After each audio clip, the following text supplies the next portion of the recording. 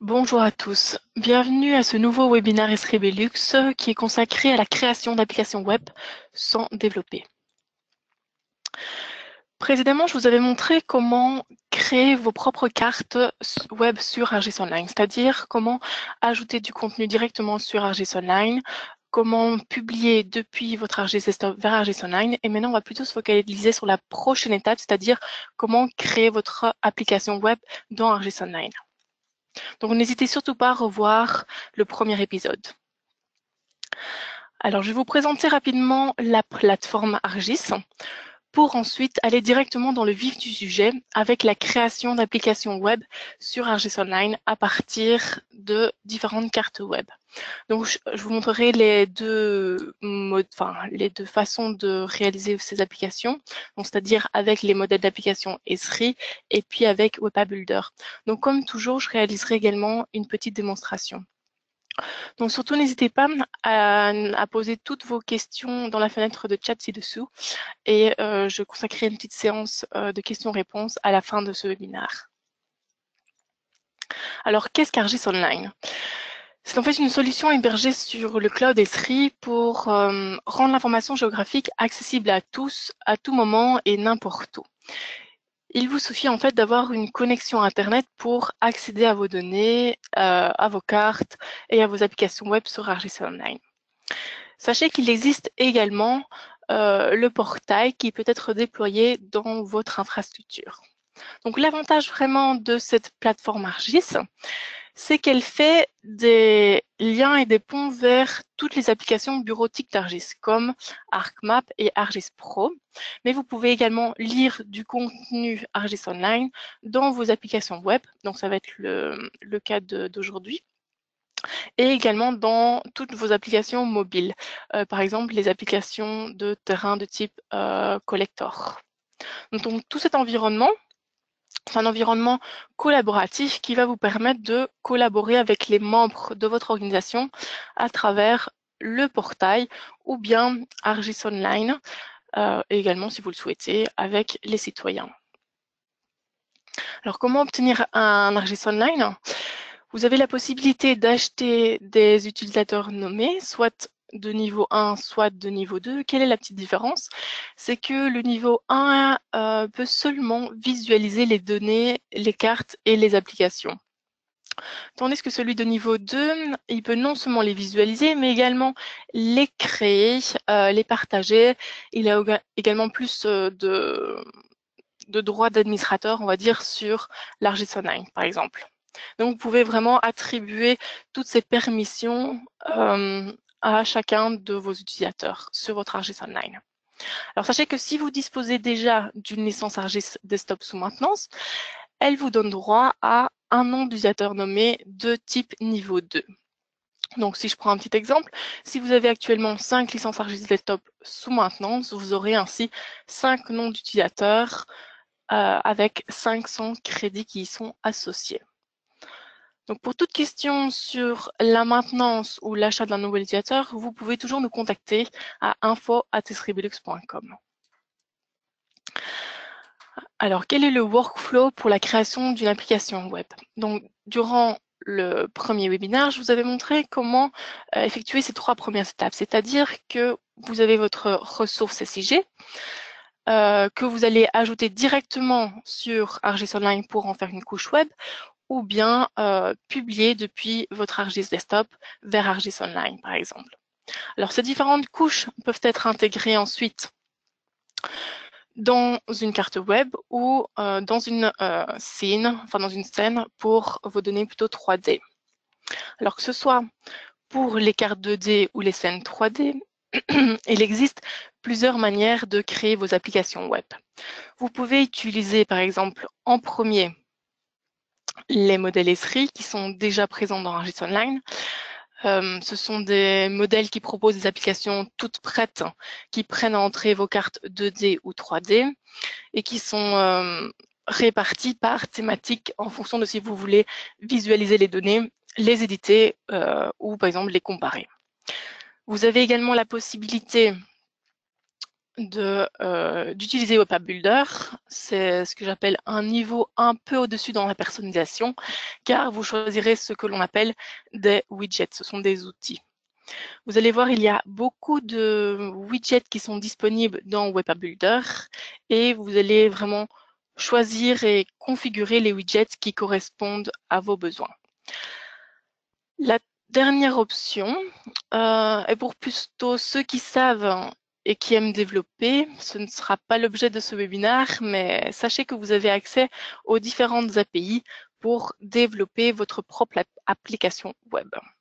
Alors, un élément important que je voulais vous dire, c'est que toutes ces applications web ont été créées de façon à être responsive web design, c'est-à-dire qu'elles s'adaptent à tous vos téléphones mobiles, vos tablettes, à l'ordinateur au bureau, etc.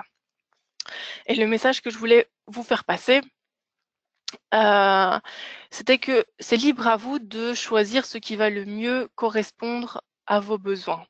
Donc, pensez tout d'abord aux modèles Esri qui sont déjà tout prêts, et puis ensuite à Webpack Builder pour aller un peu plus loin sans pour autant coder. Alors voici environ une cinquantaine de widgets du Webpack Builder disponibles sur ArcGIS Online. Donc vous le voyez, vous avez de quoi personnaliser votre application. Alors sachez que généralement à chaque release d'ArcGIS Online, il y a de nouveaux widgets qui apparaissent généralement.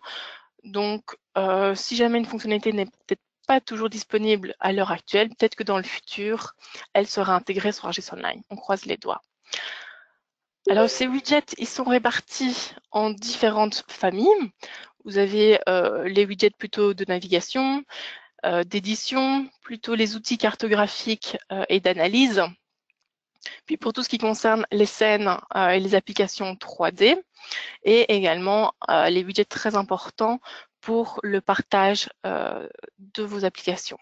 Donc, je vous propose de passer en revue chaque famille de widgets afin de vous montrer les différentes possibilités qu'offre la plateforme ArcGIS. Alors, les widgets de navigation, ils vous permettent d'avoir, par exemple, une vue générale, donc où se trouve votre zone d'intérêt au sein d'un pays ou au sein de la région, par exemple. Vous avez également un curseur de zoom. Vous pouvez rechercher non seulement une adresse, mais ce qui est souvent sous-estimé, c'est que vous pouvez également rechercher une entité. Et je vous le montrerai notamment lors de dans la démonstration. Pardon. Vous pouvez faire des calculs d'itinéraire. Il y a également toutes 3 widgets qui concernent plutôt comment obtenir les coordonnées d'un point ou par exemple faire la conversion de coordonnées. Donc ça, c'était pour les widgets navigation. Vous avez ensuite les widgets d'édition. Ils servent à mettre à jour les données. Donc si vous le souhaitez, vous pouvez ajouter ou supprimer une entité, changer la géométrie, par exemple, d'une route, ou modifier leurs attributs. Donc il faut savoir que cette couche web, elle doit être éditable et il faut qu'on vous ait donné les droits pour pouvoir, bien sûr, éditer la donnée. Alors, vous le voyez, il y a vraiment une flopée d'outils cartographiques. Par exemple, vous pouvez visualiser la légende et la table attributaire. Donc, sachez que vous pouvez personnaliser les champs qui doivent être visibles dans l'application et si vous voulez donner ou non la possibilité d'exporter en CSV la table attributaire. Alors, une demande aussi forte de la part de nos clients, c'est comment, dans une application, également donner la possibilité à l'utilisateur d'ajouter des données, c'est-à-dire des données en local, d'ajouter des données déjà sur un ArcGIS Online ou un service web. Je vous ferai également la démonstration. Nous avons également un widget disponible pour changer le fond de carte, pour réaliser des mesures de surface ou de distance, réaliser des requêtes dans la base de données, déterminer par exemple ce qu'il y a aux alentours, donc les entités aux alentours. Donc ça, c'est vraiment intéressant, je vous montrerai également. Comment configurer des filtres, permettre à l'utilisateur de faire des sélections ou encore de visualiser les données temporelles. Vous voyez, c'est vraiment très large, on va dire. Alors, concernant les outils d'analyse, vous avez un widget analyst qui reprend une série d'outils, on va dire les outils un peu plus les plus utilisés dans l'ArcGIS Desktop. Donc qu'est-ce que j'entends par là? J'entends par là tous les outils tels que buffer, enfin les zones tampons, l'agrégation des points, qu'est-ce qui summarize within par exemple, etc. Vous pouvez également faire des statistiques avec vos données ou réaliser des infographies et des diagrammes. Alors, concernant la 3D, vous avez également une série de widgets disponibles. Et enfin, les deux widgets simples, mais qui sont très importants, car l'objectif, c'est quand même de pouvoir partager, enfin de rendre vos projets accessibles à d'autres. Par exemple, pouvoir partager le lien de l'application ou l'application via Twitter ou par mail, ou de pouvoir l'intégrer dans votre propre site internet, c'est tout à fait possible. Ou même de, si vous voulez revenir à l'ancienne méthode, pouvoir encore imprimer la carte. Alors, pour ceux qui découvrent les applications web sur ArcGIS Online, j'espère que maintenant vous avez un peu découvert plusieurs widgets qui pourraient vous être utiles dans vos projets. Alors, comme toujours, je réalise une petite démonstration sur comment créer votre application web à partir d'une carte web. Donc là, je passe sur la plateforme ArcGIS Online et je suis connectée avec mon nom d'utilisateur à l'ArcGIS Online d'Estrie Belux. Et je vais aller créer maintenant une nouvelle carte web. Donc je me rends dans l'onglet Carte. Donc vous avez la possibilité d'ajouter donc des couches qui sont déjà stockées sur ArcGIS Online, d'ajouter des couches à partir d'un service web, à partir d'un fichier qui était en local. Donc n'hésitez pas à revoir le webinaire précédent si jamais vous êtes moins familier avec l'ajout de données sur ArcGIS Online. Donc dans ce cas-ci, je vais rechercher une donnée. Donc ce sont des clients fictifs en Belgique et au Luxembourg que je vais rechercher au sein de mon organisation. J'ajoute la donnée à la carte et je pourrai, voilà comme ceci, et je pourrai ainsi, pour chaque entité, accéder à toutes les informations qui sont récapitulées, on va dire, dans cette fenêtre contextuelle ou pop-up window, comme on appelle en anglais. Donc vous voyez que j'ai une série d'informations telles que la rue, la ville, le code du pays, le type de produit qui est vendu et par exemple un profit fictif en euros. Donc j'ai cette information pour chaque client fictif. Donc si vous le souhaitez, toujours vous pouvez configurer cette fenêtre contextuelle ici. Donc n'hésitez pas à revoir le webinaire précédent pour vraiment configurer vous-même cette fenêtre contextuelle. Mais ce que je voulais vraiment insister dans ce webinaire, c'est que la fenêtre contextuelle dans votre application, celle que vous allez visualiser, c'est celle que vous avez configurée dans votre carte web. Donc c'est ça qui est très intéressant de bien se focaliser sur cette fenêtre contextuelle. Donc n'hésitez surtout pas aussi à changer par exemple de fond de plan, comme ceci. Et bien sûr, maintenant pour pouvoir créer mon application web, je vais d'abord enregistrer cette carte que je viens de créer. Je lui donne un nom. Donc, je vais l'appeler comme ceci, client webinar. Je vais lui ajouter des balises, donc c'est-à-dire les mots-clés pour pouvoir rechercher votre donnée ou votre carte par la suite. Et je vais l'enregistrer dans le dossier webinar sur mon ArcGIS Online. Ma carte est ainsi bien enregistrée, en effet. Je vais devoir maintenant la partager pour pouvoir créer ce qu'on appelle mon application web. Donc ça aussi, n'hésitez pas, si vous le souhaitez, à faire partager votre carte web, c'est-à-dire avec le grand public, au sein de votre organisation, par exemple ici, Esri Belux, ou avec les membres de plusieurs groupes. Donc si j'accède maintenant à la création d'une application web, vous le voyez que je retombe sur les différents modèles Esri qui sont déjà classifiés ici par thème. Donc si vous voulez par exemple collecter, mettre à jour des données, comparer des cartes, filtrer vos données, ou encore ce qui est fort tendance en ce moment, c'est réaliser ce qu'on appelle des story maps. Donc, vous n'avez qu'à choisir le template que vous souhaitez et lancer ainsi la page de configuration.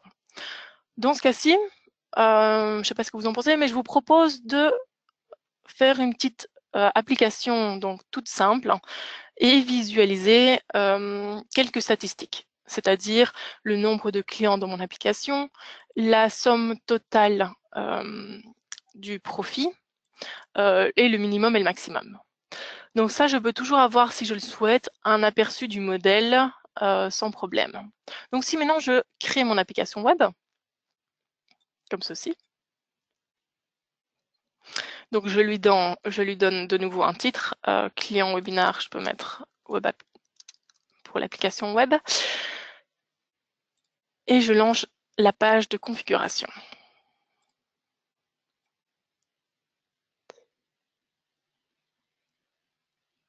Comme ceci.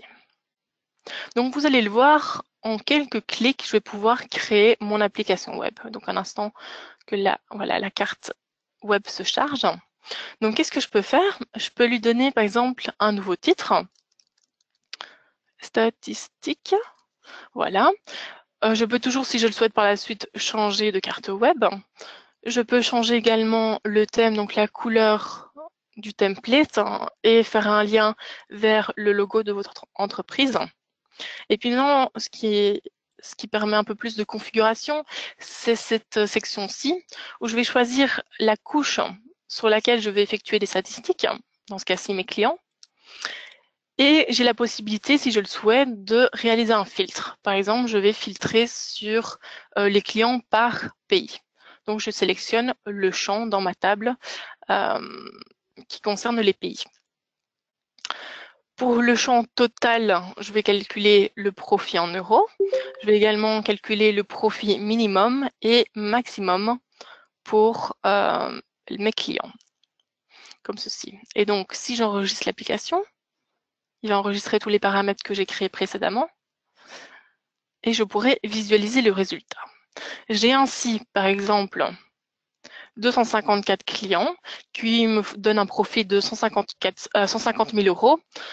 Et mon plus gros client est plutôt de 15 000 euros. Donc tout ça est très fictif. Mais bon, si vous le souhaitez, vous pouvez toujours, comme ici j'avais créé un filtre, filtrer sur les clients luxembourgeois par exemple. Et donc je peux toujours par la suite très bien pouvoir filtrer sur les produits par exemple et actualiser l'application comme ceci. Donc il va régénérer l'application.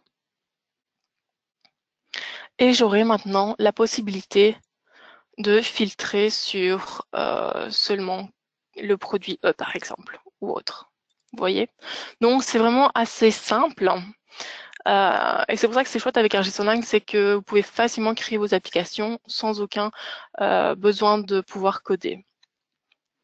Donc lorsque je ferme l'application maintenant, donc vous pouvez toujours le lancer dans une nouvelle page sans problème. Donc si je ferme l'application, je vais atterrir sur la page de l'application où je pourrai rentrer toujours un descriptif, les conditions d'utilisation, etc. Donc, où est-ce que cette application a été sauvée? Rappelez-vous, je l'ai sauvée donc dans mon contenu, dans le répertoire webinar. Donc, j'ai bien ainsi, vous voyez, ma carte web qui a été sauvée ici et l'application comme ceci. Donc, si je le souhaite, je peux de nouveau accéder à la page de l'élément de mon application pour pouvoir l'afficher ou pour pouvoir encore configurer par la suite cette application. Alors toujours important, vous pouvez également ici accéder aux paramètres de partage, donc que ce soit avec tout le monde, votre organisation ou avec certains groupes. Voilà. Alors, ce dont je voulais vous montrer également, c'était qu'il est possible de réaliser des applications avec Webpack Builder. Donc, si je reprends une application que nous avions déjà créée, comme celle-ci. Un instant qu'elle se charge.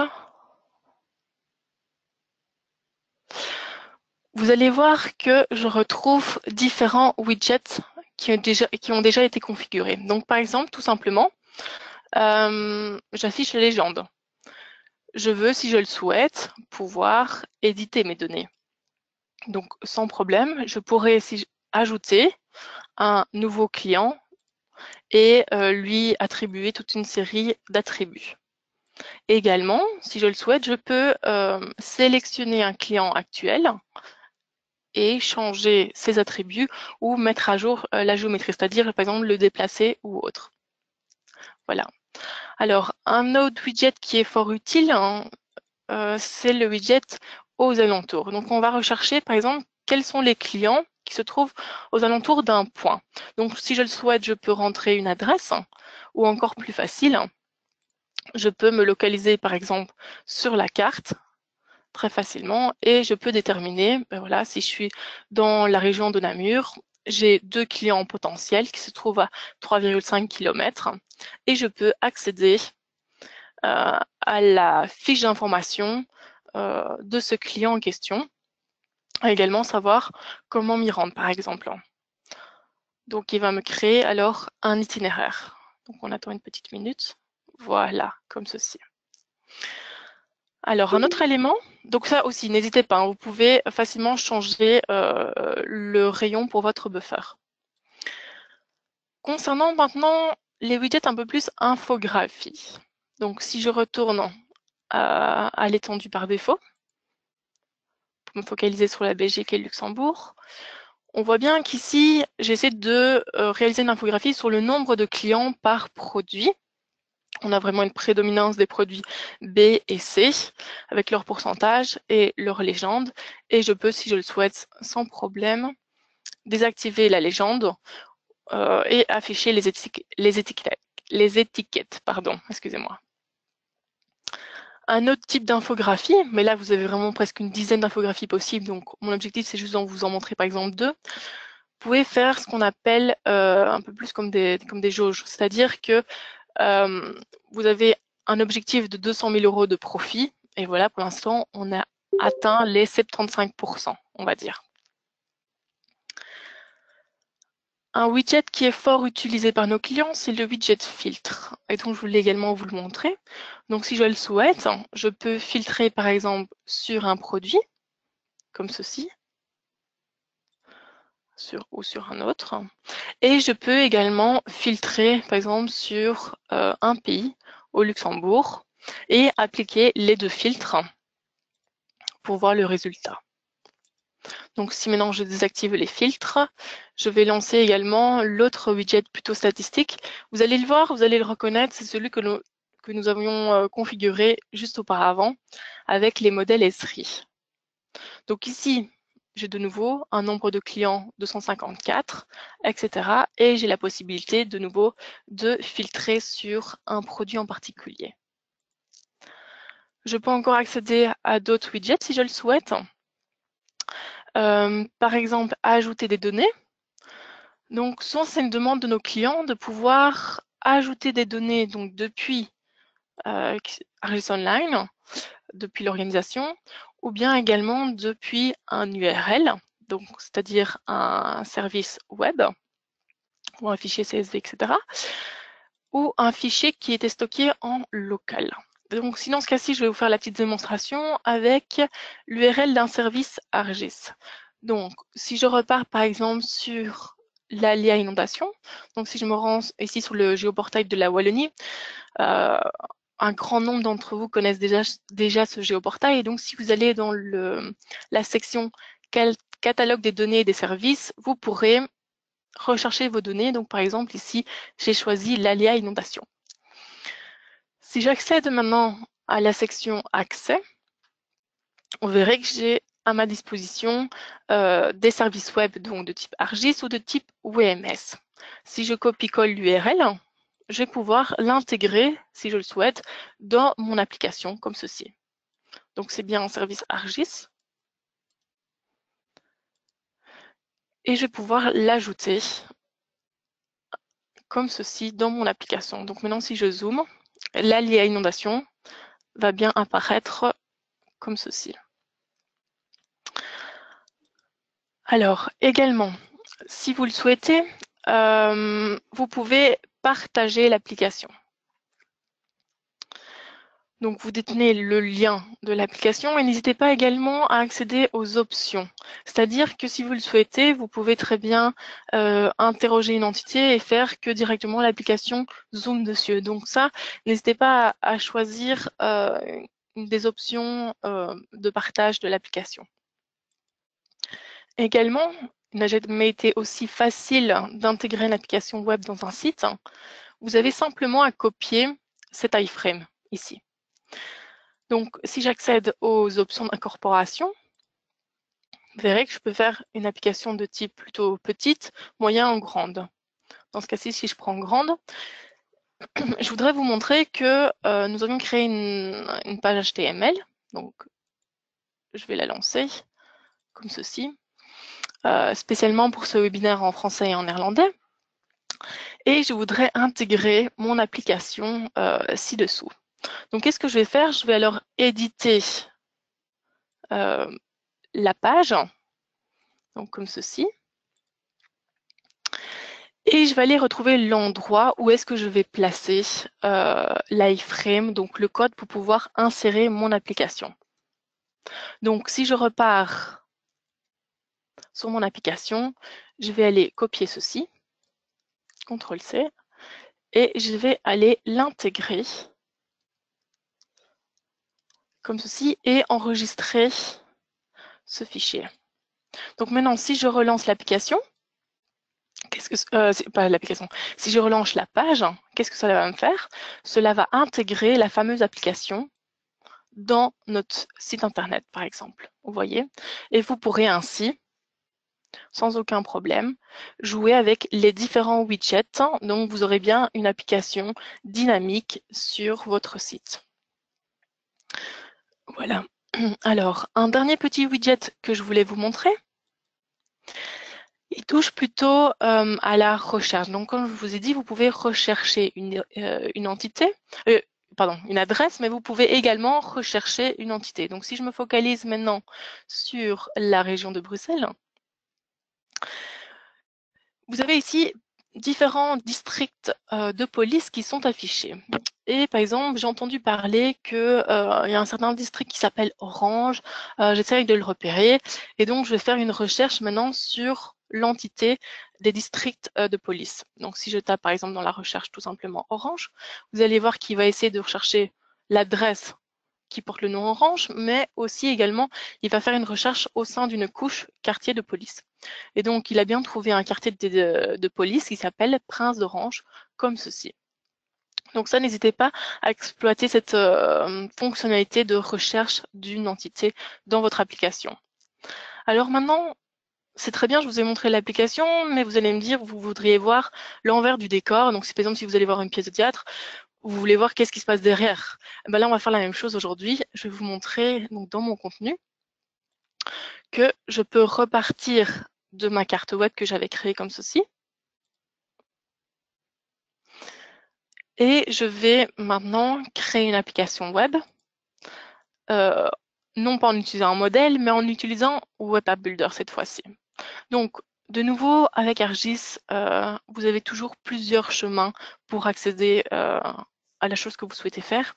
Donc, tout à l'heure, j'avais ouvert la carte et puis j'avais fait partager. Vous pouvez également ouvrir la page de la carte web et puis après créer une application web à l'aide des Web App Builder. Voilà. Donc, de nouveau, je vais l'appeler Web App Builder.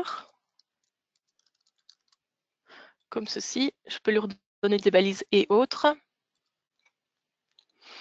Et je lance la configuration de notre application. Alors, comment fonctionne le Web App Builder? Vous avez quatre options de configuration, si je peux dire ainsi. Donc, la première porte plutôt sur le thème. Donc, vous pouvez sans aucun problème changer le thème de votre application, c'est-à-dire comment vont apparaître les widgets, à quelle position, etc. Vous voyez? Donc, vraiment, choisissez celui qui vous convient le mieux. Donc, si je reprends celui-ci comme dans notre application, par exemple, je peux également changer la couleur. Donc, je peux mettre une couleur spécifique, personnalisée, comme ceci, et changer la place des widgets principaux. Si j'accède maintenant à l'option de carte, on va dire, je peux changer, si je le souhaite encore, ma carte web et définir quelle est l'étendue de mon application, dans le sens où est-ce qu'elle va reprendre l'étendue par défaut qu'il y avait dans ma carte web, ou justement je veux que lorsque je lance l'application, qu'elle zoome par exemple sur Bruxelles. Donc dans ce cas-là, par exemple, je peux zoomer sur Bruxelles et cliquer sur utiliser la vue cartographique actuelle. Maintenant, passons à la section fort intéressante qui parle des widgets. Ici, vous avez, on va dire, toujours les widgets principaux. Donc, par exemple, que vous pouvez cacher ou, enfin, rendre visible ou plutôt cacher, et accéder à la configuration. Donc, par exemple, ici, si je souhaite rendre visible la table attributaire, comme ceci, elle va apparaître ci-dessous. Je peux, si je le souhaite, la configurer et déterminer quels sont, donc si je reprends ma couche des clients, quels sont les champs qui vont être visibles ou non dans l'application, et par exemple permettre l'exportation au format CSV. Donc maintenant, si je relance le widget, vous allez voir que j'aurai bien mon nouveau champ qui est apparu et que je peux faire maintenant une exportation si je le souhaite. Voilà. Alors ça, c'est vraiment pour les widgets plutôt principaux, tels que Zoom, recherche, etc. Mais vous avez tous les autres widgets que je vous avais présentés que vous pouvez ajouter. Donc dans ce cas-ci, je vous propose de réaliser un filtre, par exemple sur le pays ou sur le type de produit qui a été acheté. Également de faire comment configurer le partage d'une application et également faire la recherche d'une entité. Donc commençons tout d'abord par la configuration du filtre. Alors je vais créer un nouveau filtre et je vais faire un filtre sur ma couche des clients. Donc je peux lui donner une étiquette à mon filtre. Dans ce cas-ci, ça va être sur les produits. Et changer sans aucun problème l'icône. Donc là, à vous de personnaliser comme vous le souhaitez. Pour l'expression, je vais devoir définir sur quoi va se baser mon filtre. Il va se baser bien entendu sur mon champ des produits. Et je peux choisir soit l'utilisateur peut rentrer une valeur, soit les produits peuvent être fonction, on va dire, d'un autre champ, soit vous pouvez demander pour avoir une valeur unique de ce champ. Donc, c'est-à-dire que j'aurai ainsi produit B, C, etc. L'objectif, c'est que l'utilisateur puisse vraiment avoir un menu déroulant et donc lui demander lequel il voudra avoir. Et donc, dans ce cas-là, vous allez choisir demander des valeurs. Et introduire, par exemple, la petite phrase « Choisissez le produit ». Et maintenant, si je clique sur OK, je vais accéder au widget qui a été ajouté. Et vous allez voir que je peux sans aucun problème filtrer. Maintenant, j'ai bien mon menu déroulant avec le type de produit que je peux sélectionner, comme ceci. Voilà. Alors maintenant, si je souhaite partager mon application, je vais ajouter un nouveau widget. Et vous allez le voir, certains widgets nécessitent un peu plus de configuration et d'autres sont aussi simples que cela. Vous avez simplement à cocher ou décocher si vous voulez partager sous format par Gmail par exemple, Facebook et autres. Donc si je ferme la configuration du widget, tout est maintenant déjà bien configuré et vous pourrez déjà partager votre application. Alors maintenant, rappelez-vous que je voulais vous montrer comment faire une recherche d'une entité et pas seulement d'une adresse. Dans ce cas-là, je vais revenir à mon widget rechercher et je vais aller le configurer. Donc, par défaut, vous avez toujours recherché une adresse, par exemple, avec un géocodeur Esri ou bien avec les propres géocodeurs que vous avez ajoutés sur votre ArcGIS Online. Dans le cas où vous souhaiteriez faire une recherche sur une couche entité, par exemple ici sur ma couche entité des clients, je la sélectionne et je vais lui dire, comme tout à l'heure on avait cherché pour les districts, on avait cherché le nom du district, et bien ici dans ce cas-ci, on va aller chercher par exemple l'ID du client, imaginons. Mais vous pourriez également utiliser plusieurs champs. de recherche. Et qu'est-ce que je veux qu'il apparaisse quand je fais la recherche? Je veux que le champ adresse apparaisse. Très bien. Donc si maintenant je clique sur OK et que je lance que je rentre l'ID d'un client, par exemple le client qui porte l'ID 250, il va essayer à la fois de me rechercher une adresse, comme ceci avec le géocodeur Esri, ou bien également de me rechercher dans la base de données client et m'afficher l'adresse en question. Voilà. Donc ça, surtout, n'hésitez pas à utiliser cette petite fonctionnalité qui est bien pratique. Alors, une dernière petite chose, c'est que quand vous configurez vos widgets, vous pouvez définir, bien entendu, vous voyez, l'ordre dans lequel ils apparaissent, qui vont changer, ou également définir, comme ceci, avec le petit bouton vert, quel est le widget qui va apparaître lorsque vous allez lancer l'application. D'accord? Donc, par exemple, comme ceci, si je décoche, tous les widgets vont, je devrais cliquer sur le widget pour qu'il se lance. Si j'affiche le bouton comme ceci, automatiquement, le filtre va s'ouvrir quand je vais lancer mon application. Voilà. Alors, une dernière petite chose, c'est que vous avez également la section attributs qui vous permet de changer, par exemple, le nom de votre application comme ceci. Ça aura des répercussions ci-dessus. D'accord, notamment la police. Et vous pouvez ajouter des liens sans aucun problème. Par exemple, le lien vers votre site internet, une documentation ou autre. Donc dans ce cas-ci, je vais par exemple reprendre notre site Esri Velux et je vais introduire, voilà, et je vais introduire l'URL comme ceci. Et donc maintenant, le lien est bien apparu. Si je clique sur l'URL, je serai bien renvoyé vers la page Esribelus. Donc, je sais pas, un petit clin d'œil à l'équipe de marketing. N'hésitez pas à aller naviguer vers notre nouveau site internet. Voilà. Alors, maintenant, si je reviens à mon application web, je peux, une fois qu'elle est toute bien configurée, regarder ce que ça va donner sur, par exemple, mon mobile, des tablettes, par exemple, en cliquant sur Aperçu. Vous voyez? Donc, par exemple, imaginons que vous avez un iPhone. Vous pourrez visualiser le rendu, donc comment accéder aux différents widgets, etc. Vous voyez? Donc, même chose si vous avez, par exemple, une tablette ou autre. Donc, là maintenant, aujourd'hui, je vous ai bien montré comment créer votre application de deux manières, c'est-à-dire l'une avec les modèles Esri et l'autre avec Webpack Builder. Donc, j'espère que maintenant vous avez pris plein d'idées pour pouvoir créer vos propres applications web dans le futur. Et donc, surtout, n'hésitez pas à nous faire partager vos applications avec nous et à nous écrire à support@esribelux.com pour tout commentaire. En tout cas, un tout grand merci. Également, le prochain webinaire se donnera le 23 mars de 11h à 11h45 comme aujourd'hui et portera sur la migration de DarkMap vers ArcGIS Pro. Un sujet également très intéressant.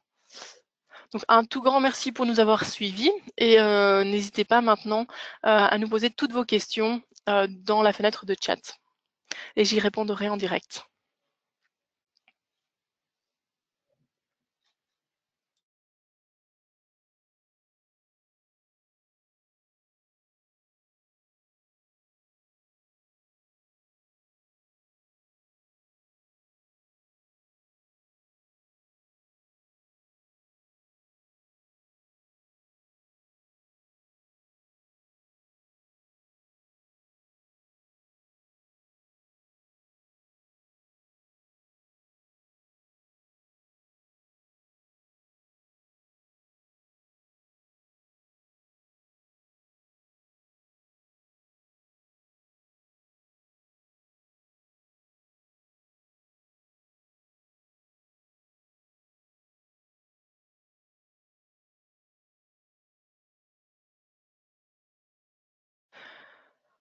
Nous avons reçu une question de Benoît qui porte sur « Avec le widget partage, peut-on ajouter d'autres canaux tels que WhatsApp ou autres ?»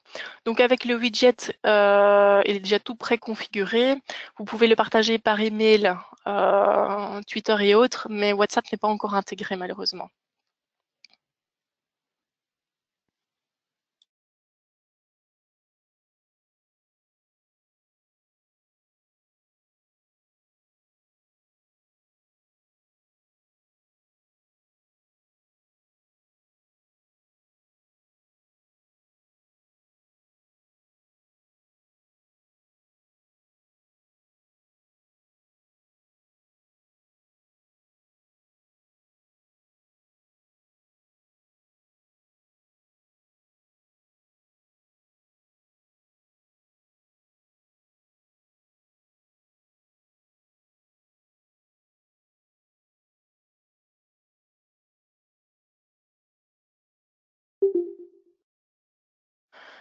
Donc, si vous avez besoin de créer des applications dans le cadre de vos projets, donc vous pouvez également faire appel à l'équipe Esri Belux pour créer l'application ou la développer si vous le souhaitez en collaboration avec vous.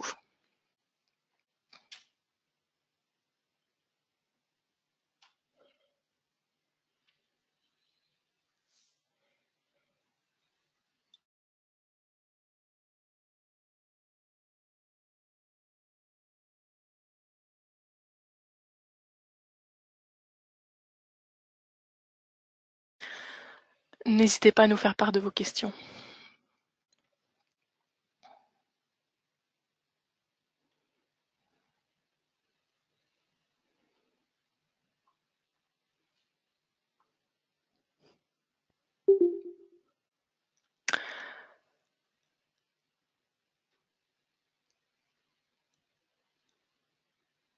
J'espère que j'ai bien pu vous inspirer pour vos prochaines applications.